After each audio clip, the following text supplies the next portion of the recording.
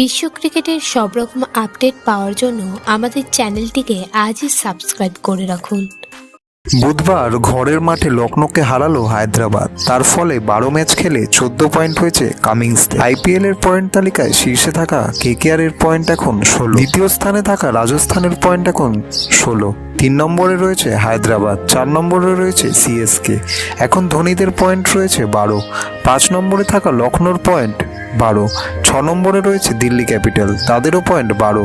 মুম্বাই রয়েছে 9 নম্বর স্থানে, 12 ম্যাচে তাদের পয়েন্ট হয়েছে 12।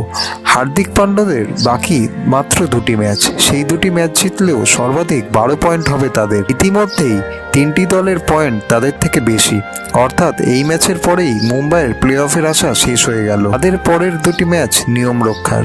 আরও একবার খালি হাতে ফিরতে হলো 5 বারের আইপিএল চ্যাম্পিয়নদের। ভিডিওটি ভালো লেগে থাকলে বাংলার ক্রিকেট চ্যানেলটিকে অবশ্যই সাবস্ক্রাইব করে দিন।